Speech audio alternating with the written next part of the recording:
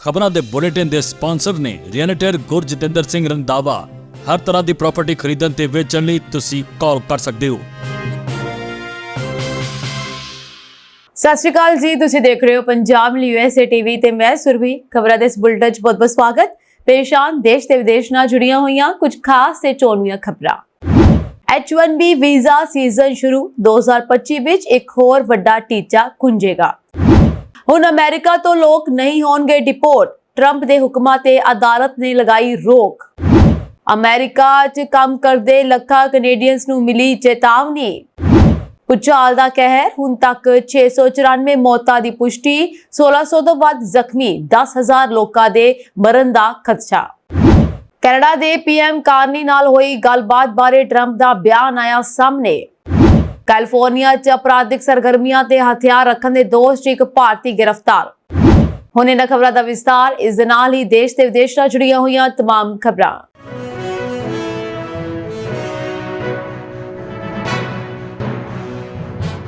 ਜਦੋਂ ਤੋਂ ਰਾਸ਼ਟਰਪਤੀ ਡੋਨਾਲਡ ਟਰੰਪ ਨੇ ਜਨਵਰੀ 2025 ਵਿੱਚ ਅਹੁਦਾ ਸੰਭਾਲਿਆ ਹੈ, ਵੀਜ਼ਾ ਸਟੈਂਪਿੰਗ ਡ੍ਰੌਪ ਬਾਕਸ ਨਿਯਮਾਂ ਵਿੱਚ ਦੋ ਅਣਐਲਾਨੀਆਂ ਪਰ ਮਹੱਤਵਪੂਰਨ ਤਬਦੀਲੀਆਂ ਨੇ ਸੰਯੁਕਤ ਰਾਜ ਅਮਰੀਕਾ 'ਚ ਰਹਿਣ ਵਾਲੇ ਗੈਰ ਪ੍ਰਵਾਸੀ ਵਿਅਕਤੀਆਂ ਅਤੇ ਭਾਰਤੀ ਮੂਲ ਦੇ ਪਰਿਵਾਰਾਂ ਨੂੰ ਪ੍ਰਭਾਵਿਤ ਕੀਤਾ ਹੈ।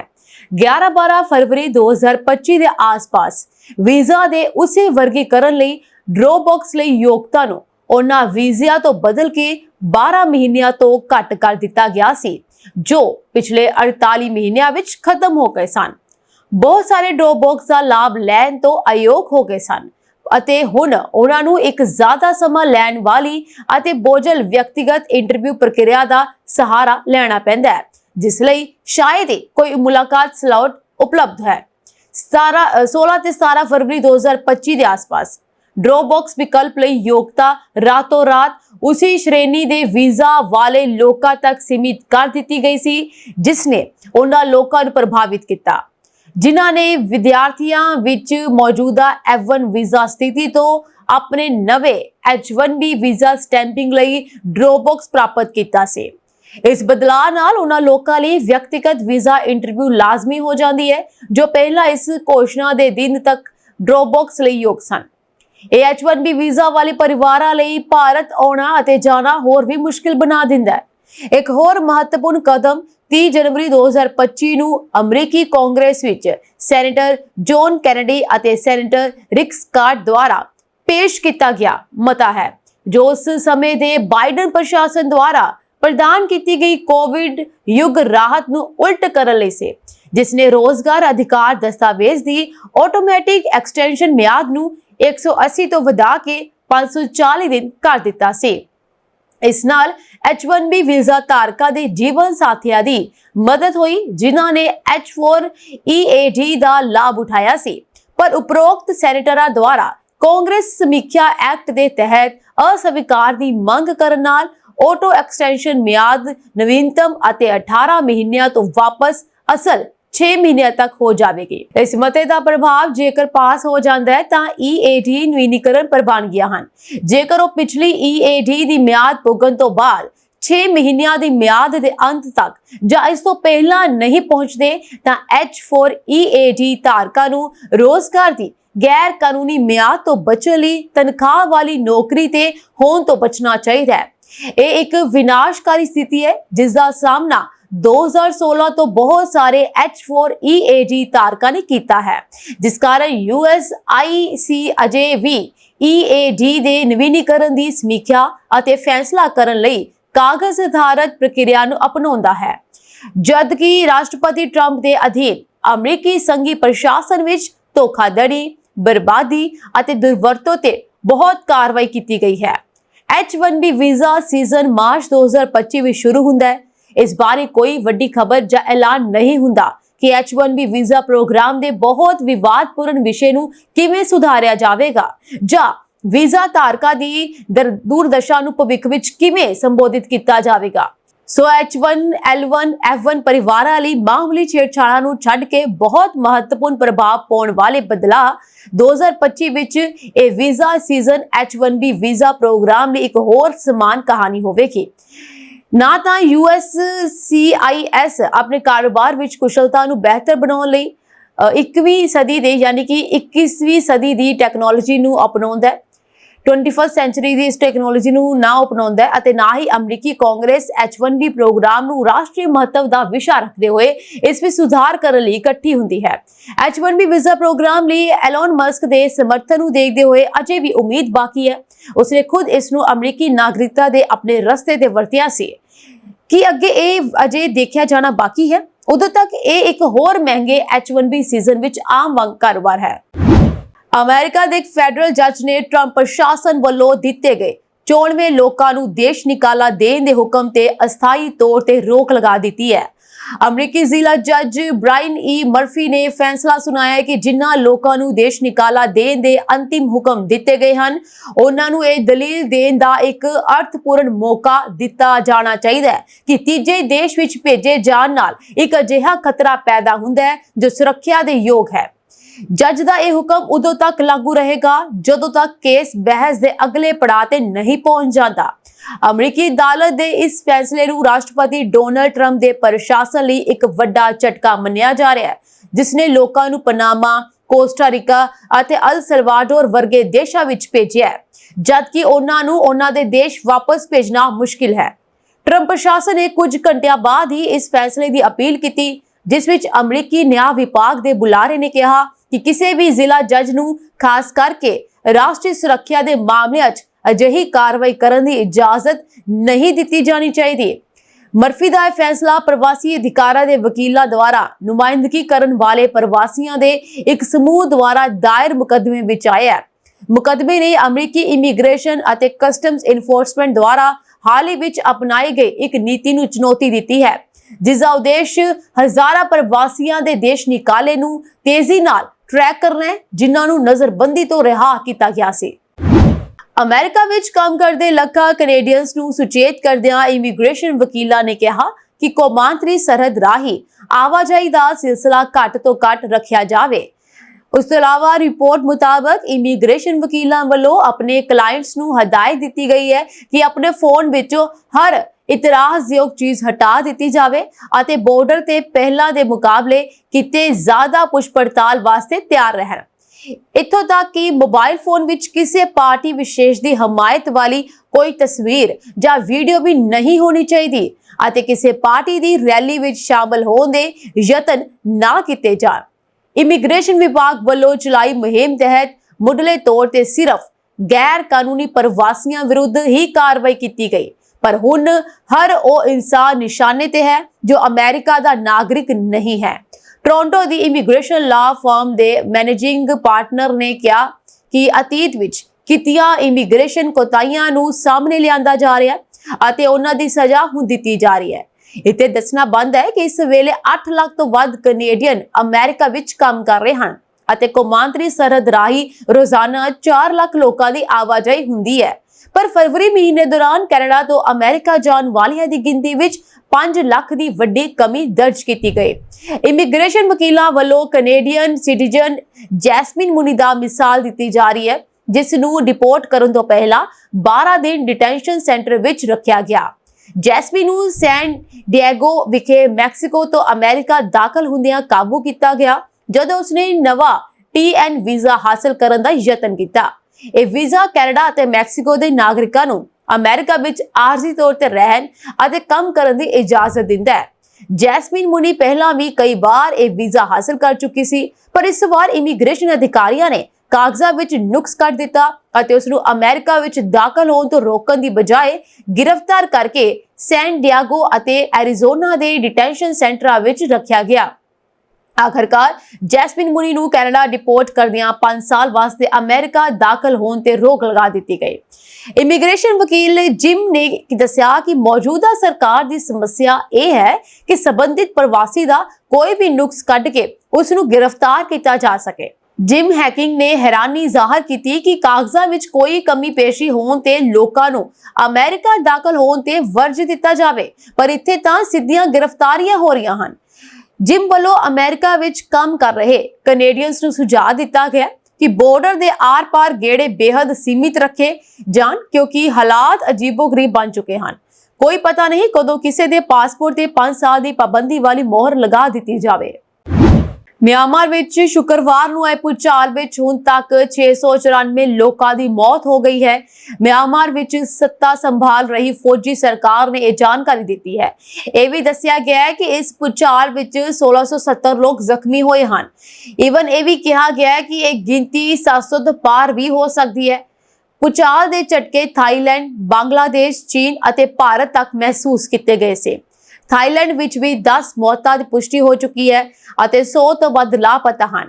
ਦੂਜੇ ਪਾਸੇ ਸੰਯੁਕਤ ਰਾਜ ਭੂ ਵਿਗਿਆਨਕ ਸਰਵੇਖਣ ਦਾ ਅੰਦਾਜ਼ਾ ਹੈ ਕਿ ਇਸ ਭੂਚਾਲ ਕਾਰਨ ਸਿਰਫ ਮਿਆਂਮਾਰ ਵਿੱਚ 10,000 ਲੋਕਾਂ ਦੀ ਮੌਤ ਦੀ ਸੰਭਾਵਨਾ ਹੈ।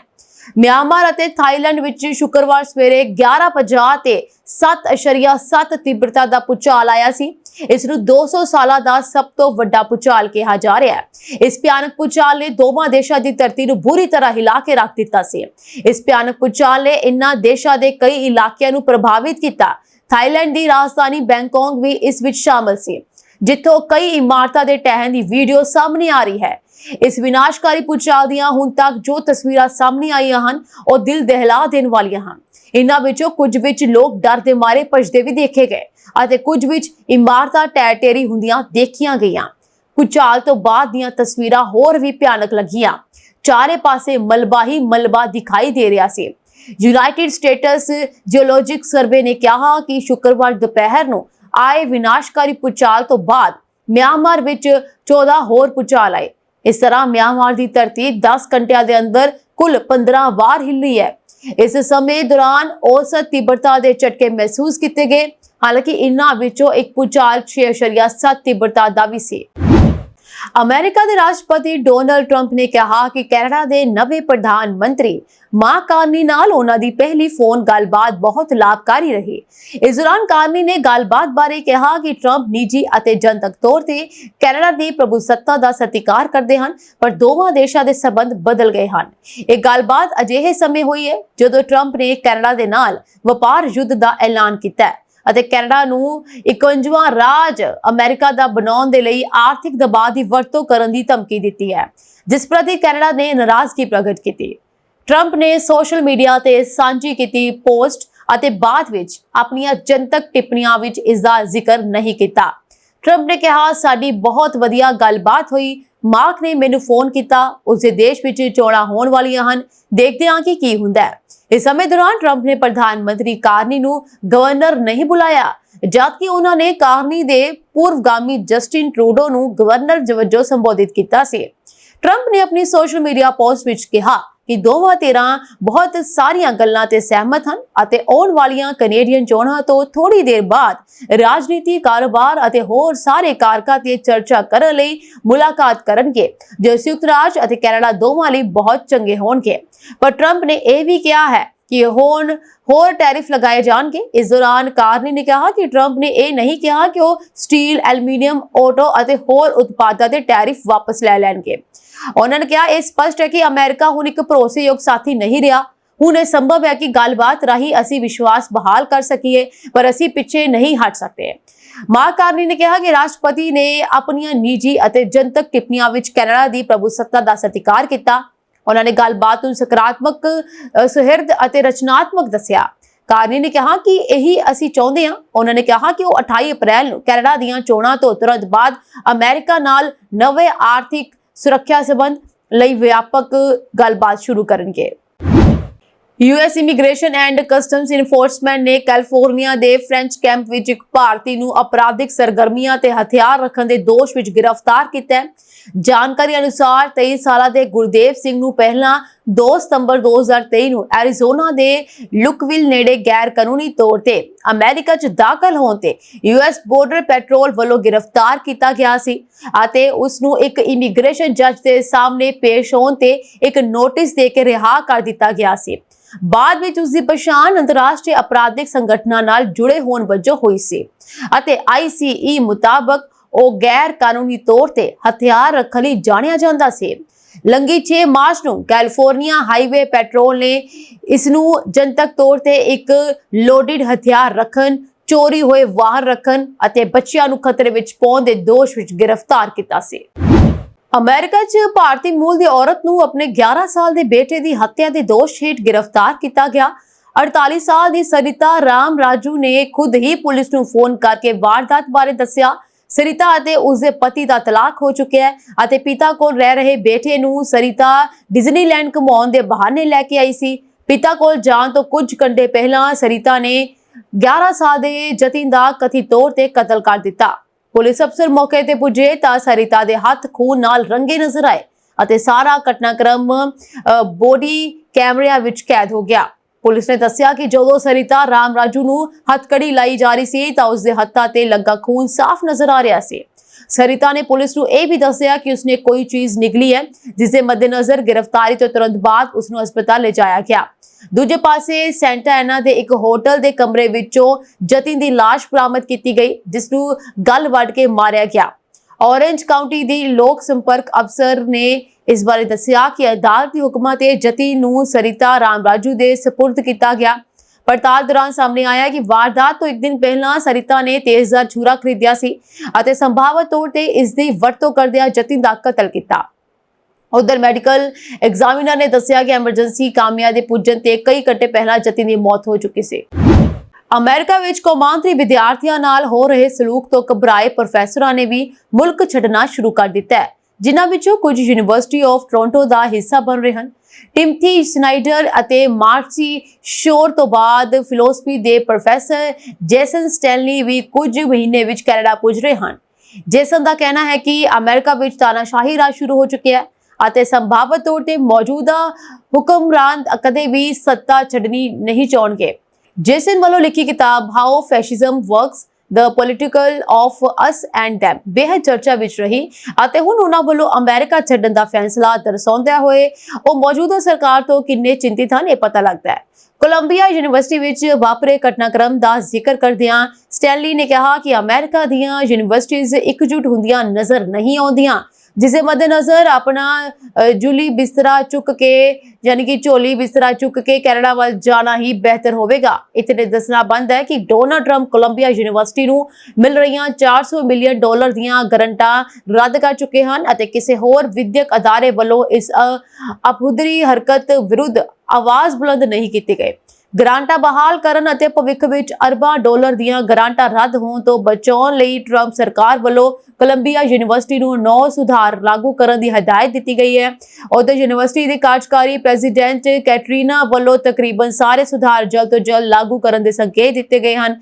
ਦੂਜੇ ਪਾਸੇ ਯੂਨੀਵਰਸਿਟੀ ਆਫ ਟੋਰਾਂਟੋ ਵੱਲੋਂ ਸਟੈਨਲੀ ਨੂੰ ਯਕੀਨ ਦਿਵਾਇਆ ਗਿਆ ਹੈ ਕਿ Munk school of global affairs and public policy ਨੂੰ ਲੋਕਤੰਤਰ ਦਾ ਕੌਮਾਂਤਰੀ ਕੇਂਦਰ ਬਣਾਇਆ ਜਾਵੇਗਾ। ਇਸੇ ਦੌਰਾਨ ਯੂਨੀਵਰਸਿਟੀ ਆਫ ਪੈਨਸਿਲਵੇਨੀਆ ਵਿੱਚ ਇਤਿਹਾਸ ਦੇ ਪ੍ਰੋਫੈਸਰ ਜੋਨਾਥਨ ਨੇ ਕਿਹਾ ਕਿ ਲੋਕਾਂ ਨੂੰ ਅਸਲੀਅਤ ਬਾਰੇ ਪਤਾ ਹੀ ਨਹੀਂ। ਟਰੰਪ ਸਰਕਾਰ ਕੋਲੰਬੀਆ ਯੂਨੀਵਰਸਿਟੀ ਵਿੱਚ ਤਬਦੀਲੀਆਂ ਰਾਹੀਂ ਮੱਧ ਪੂਰਬ ਜਾਂ ਫਲਸਤੀਨ ਨਾਲ ਸੰਬੰਧਿਤ ਅਧਿਐਨ ਬੰਦ ਕਰਵਾਉਣਾ ਚਾਹੁੰਦੇ ਹਨ। ਜ਼ਿਮਰਮੈਨ ਨੇ ਸਖਤ ਸ਼ਬਦਾਂ ਦੀ ਵਰਤੋਂ ਕਰਦਿਆਂ ਕਿਹਾ, ਅਮਰੀਕਾ ਛੱਡ ਕੇ ਜਾਣ ਵਾਲਿਆਂ ਦਾ ਕਾਫਲਾ ਕਿੰਨਾ ਵੱਡਾ ਹੋਵੇਗਾ ਇਹ ਦੱਸਣਾ ਮੁਸ਼ਕਿਲ ਹੈ, ਕਿਉਂਕਿ ਲੋਕ ਨਾਜ਼ੀਵਾਦ ਅਤੇ ਸਾਮਵਾਦ ਤੋਂ ਬਚਣ ਦੇ ਲਈ ਅਮਰੀਕਾ ਆਏ, ਪਰ ਹੁਣ ਇੱਥੇ ਵੀ ਤਾਨਾਸ਼ਾਹੀ ਆਰੰਭ ਹੋ ਚੁੱਕੀ ਹੈ। ਹਿਊਸਟਨ ਯੂਨੀਵਰਸਿਟੀ ਨੇ ਇੱਕ ਵਿਦਿਆਰਥੀ ਦੀ ਸ਼ਿਕਾਇਤ ਮਗਰੋਂ ਆਪਣੇ ਲਿਵਡ ਹਿੰਦੂ ਰਿਲੀਜਨ ਨਾਮਕ ਪਾਠਕ੍ਰਮ ਤੇ ਅਕੈਡਮਿਕ ਆਜ਼ਾਦੀ ਦਾ ਸਮਰਥਨ ਕੀਤਾ। ਯੂਨੀਵਰਸਿਟੀ ਨੇ ਕਿਹਾ ਕਿ ਉਹ ਅਕੈਡਮਿਕ ਆਜ਼ਾਦੀ ਨੂੰ ਬਹੁਤ ਮਹੱਤਵ ਦਿੰਦੇ ਹਨ, ਜਿਸ ਨਾਲ ਅਧਿਆਪਕਾਂ ਨੂੰ ਜਟਿਲ ਅਤੇ ਕਦੇ-ਕਦੇ ਚੁਣੌਤੀਪੂਰਨ ਵਿਸ਼ਿਆਂ ਤੇ ਵਿਚਾਰ ਕਰਨ ਦੀ ਆਜ਼ਾਦੀ ਮਿਲਦੀ ਹੈ। ਵਿਦਿਆਰਥੀ ਦੀ ਸ਼ਿਕਾਇਤ ਮਗਰੋਂ ਯੂਨੀਵਰਸਿਟੀ ਦੇ ਡੀਨ ਅਤੇ ਧਾਰਮਿਕ ਅਧਿਐਨ ਵਿਭਾਗ ਦੇ ਨਿਰਦੇਸ਼ਕ ਨੇ ਸ਼ਿਕਾਇਤ ਦੀ ਜਾਂਚ ਕੀਤੀ ਅਤੇ ਇਸ ਨੂੰ ਅਧਿਆਪਕ ਨਾਲ ਚਰਚਾ ਲਈ ਭੇਜਿਆ। ਯੂਨੀਵਰਸਿਟੀ ਨੇ ਸਾਫ਼ ਕੀਤਾ ਕਿ ਇਹ ਪਾਠਕ੍ਰਮ ਧਾਰਮਿਕ ਅਧਿਐਨ ਦੇ ਖੇਤਰ ਵਿੱਚ ਆਧਾਰਿਤ ਹੈ, ਜੋ ਵੱਖ-ਵੱਖ ਧਰਮਾਂ ਦੇ ਅੰਦੋਲਨਾਂ ਨੂੰ ਸਮਝਣ ਲਈ ਵਿਸ਼ੇਸ਼ ਸ਼ਬਦਾਵਲੀ ਦਾ ਉਪਯੋਗ ਕਰਦਾ ਹੈ, ਜਿਵੇਂ ਕਿ ਫੰਡਾਮੈਂਟਲਿਜ਼ਮ। ਯੂਨੀਵਰਸਿਟੀ ਨੇ ਇਹ ਵੀ ਸਾਫ਼ ਕੀਤਾ ਕਿ ਫੰਡਾਮੈਂਟਲਿਜ਼ਮ ਸ਼ਬਦ ਦਾ ਅਰਥ ਇੱਕ ਅੰਦੋਲਨ ਤੋਂ ਹੈ ਜੋ ਧਰਮ ਦੇ ਮੂਲ ਜਾਂ ਸਹੀ ਰੂਪ ਨੂੰ ਬਚਾਉਣ ਦਾ ਦਾਅਵਾ ਕਰਦਾ ਹੈ। ਇਹ ਸ਼ਬਦ ਇੱਕ ਇਤਿਹਾਸਕ ਨਜ਼ਰੀਏ ਤੋਂ ਧਾਰਮਿਕ ਅੰਦੋਲਨਾਂ ਨੂੰ ਸਮਝਣ ਦਾ ਤਰੀਕਾ ਹੈ ਅਤੇ ਇਸ ਦਾ ਉਪਯੋਗ ਕਿਸੇ ਵੀ ਧਰਮ ਖਿਲਾਫ ਨਹੀਂ ਕੀਤਾ ਜਾਂਦਾ। ਯੂਨੀਵਰਸਿਟੀ ਦਾ ਕਹਿਣਾ ਹੈ ਕਿ ਇਹ ਸ਼ਬਦ ਕਿਸੇ ਵੀ ਧਰਮ ਦੀ ਆਲੋਚਨਾ ਦੇ ਤੌਰ ਤੇ ਨਹੀਂ, ਸਗੋਂ ਧਾਰਮਿਕ ਵਿਚਾਰਾਂ ਦੀ ਇਤਿਹਾਸਕ ਅਤੇ ਸਮਾਜਿਕ ਪ੍ਰਕਿਰਿਆ ਨੂੰ ਸਮਝਣ ਲਈ ਹੈ। ਪਾਠਕ੍ਰਮ ਦੇ ਅਧਿਆਪਕ ਪ੍ਰੋਫੈਸਰ ਐਰੋਨ ਮਾਈਕਲ ਨੇ ਇਸ ਵਿਵਾਦ ਤੇ ਕਿਹਾ ਕਿ ਉਹਨਾਂ ਦਾ ਟੀਚਾ ਹਿੰਦੂ ਧਰਮ ਦੇ ਵੱਖ-ਵੱਖ ਰੂਪਾਂ ਨੂੰ ਸਮਝਾਉਣਾ ਹੈ, ਨਾ ਕਿ ਇਸ ਨੂੰ ਕਿਸੇ ਇੱਕ ਰੂਪ ਵਿੱਚ ਸੀਮਿਤ ਕਰਨਾ। उन्होंने कहा उन्होंने ਦੇ ਪਾਠਕ੍ਰਮ ਵਿੱਚ ਹਿੰਦੂ ਧਰਮ ਦੇ ਪ੍ਰਾਚੀਨ ਰੂਪਾਂ ਤੋਂ ਲੈ ਕੇ ਆਧੁਨਿਕ ਸਮੇਂ ਤੱਕ ਦੇ ਵੱਖ-ਵੱਖ ਪਹਿਲੂਆਂ ਤੇ ਚਰਚਾ ਕੀਤੀ ਜਾਂਦੀ ਹੈ। ਪ੍ਰੋਫੈਸਰ ਓਲੇਰੀ ਨੇ ਇਹ ਵੀ ਸਾਫ਼ ਕੀਤਾ ਕਿ ਹਿੰਦੂ ਧਰਮ ਵੱਖ-ਵੱਖ ਰੂਪਾਂ ਵਿੱਚ ਪ੍ਰਗਟ ਹੁੰਦਾ ਹੈ। ਉਹਨਾਂ ਨੇ ਦੱਸਿਆ ਕਿ ਹਿੰਦੂ ਸ਼ਬਦ ਭਾਰਤੀ ਸੰਸਕ੍ਰਿਤ ਸਾਹਿਤ ਵਿੱਚ ਪ੍ਰਾਚੀਨ ਕਾਲ ਵਿੱਚ ਨਹੀਂ ਮਿਲਦਾ। ਹਿੰਦੂ ਧਰਮ ਦੇ ਕਈ ਰੂਪ ਹਨ ਅਤੇ ਉਹਨਾਂ ਨੇ ਇੱਕ ਹੀ ਸ਼ਬਦ ਵਿੱਚ ਸਮੇਟਣ ਦਾ ਸੰਭਵ ਨਹੀਂ ਹੈ, ਇਸ ਨੂੰ ਇੱਕ ਸ਼ਬਦ ਵਿੱਚ ਸਮੇਟਣਾ। ਉਹਨਾਂ ਨੇ ਇਹ ਵੀ ਕਿਹਾ ਕਿ ਹਿੰਦੂਤਵ ਸ਼ਬਦ ਦਾ ਇਤਿਹਾਸ 1922 ਵਿੱਚ ਸ਼ੁਰੂ ਹੋਇਆ ਸੀ ਅਤੇ ਭਾਰਤੀ ਰਾਜਨੀਤੀ ਵਿੱਚ ਇੱਕ ਮਹੱਤਵਪੂਰਨ ਵਿਸ਼ਾ ਬਣ ਗਿਆ। ਪ੍ਰੋਫੈਸਰ ਓਲੇਰੀ ਨੇ ਕਿਹਾ ਕਿ ਇਹ ਪਾਠਕ੍ਰਮ ਲਿਵਡ ਹਿੰਦੂ ਰਿਲੀਜਨ ਨਾਮ ਨਾਲ ਹੈ, ਜਿਸ ਦਾ ਮਤਲਬ ਹੈ ਕਿ ਪਾਠਕ੍ਰਮ ਵਿੱਚ ਇਹ ਦਿਖਾਇਆ ਜਾਵੇਗਾ ਕਿ ਹਿੰਦੂ ਧਰਮ ਨੂੰ ਕਿਵੇਂ ਵਾਸਤਵਿਕ ਜੀਵਨ ਵਿੱਚ ਅਪਣਾਇਆ ਜਾਂਦਾ ਹੈ ਅਤੇ ਇਸ ਦਾ ਵਿਕਾਸ ਕਿਵੇਂ ਹੋਇਆ। ਅਮਰੀਕੀ ਰਾਸ਼ਟਰਪਤੀ ਡੋਨਾਲਡ ਟਰੰਪ ਨੇ ਪ੍ਰਧਾਨ ਮੰਤਰੀ ਨਰਿੰਦਰ ਮੋਦੀ ਨੂੰ ਬਹੁਤ ਹੀ ਸਮਾਰਟ ਆਦਮੀ ਅਤੇ ਇੱਕ ਚੰਗਾ ਦੋਸਤ ਦੱਸਿਆ। ਉਹਨਾਂ ਨੇ ਇਸ ਗੱਲ ਤੇ ਵੀ ਜ਼ੋਰ ਦਿੱਤਾ ਕਿ ਟੈਕਸ ਗੱਲਬਾਤ ਭਾਰਤ ਅਤੇ ਅਮਰੀਕਾ ਵਿਚਕਾਰ ਬਹੁਤ ਵਧੀਆ ਢੰਗ ਨਾਲ ਕੰਮ ਕਰੇਗੀ। ਇਹ ਟਿੱਪਣੀਆਂ ਮਹੱਤਵਪੂਰਨ ਮੰਨੀਆਂ ਜਾ ਰਹੀਆਂ ਹਨ ਕਿਉਂਕਿ ਟਰੰਪ ਨੇ ਵਾਰ-ਵਾਰ ਭਾਰਤ ਅਤੇ ਹੋਰ ਦੇਸ਼ਾਂ ਵੱਲੋਂ ਅਮਰੀਕੀ ਸਮਾਨਾਂ ਤੇ ਲਗਾਏ ਗਏ ਉੱਚ ਟੈਕਸਾਂ ਦੀ ਆਲੋਚਨਾ ਕੀਤੀ ਹੈ। ਅਮਰੀਕੀ ਰਾਸ਼ਟਰਪਤੀ ਨੇ ਵਾਈਟ ਹਾਊਸ ਵਿੱਚ ਕਿਹਾ, ਪ੍ਰਧਾਨ ਮੰਤਰੀ ਮੋਦੀ ਹਾਲ ਹੀ ਵਿੱਚ ਇੱਥੇ ਆਏ ਅਤੇ ਅਸੀਂ ਹਮੇਸ਼ਾ ਬਹੁਤ ਚੰਗੇ ਦੋਸਤ ਰਹੇ ਹਾਂ। ਟਰੰਪ ਨੇ ਕਿਹਾ, ਭਾਰਤ ਦੁਨੀਆ ਦੇ ਸਭ ਤੋਂ ਵੱਧ ਟੈਕਸ ਲਗਾਉਣ ਵਾਲੇ ਦੇਸ਼ਾਂ ਵਿੱਚੋਂ ਇੱਕ ਹੈ। ਇਹ ਬੇਰਹਿਮੀ ਹੈ। ਮੋਦੀ ਇੱਕ ਬਹੁਤ ਹੀ ਸਿਆਣੀ ਆਦਮੀ ਹਨ ਅਤੇ ਮੇਰੇ ਇੱਕ ਚੰਗੇ ਦੋਸਤ ਵੀ ਹਨ।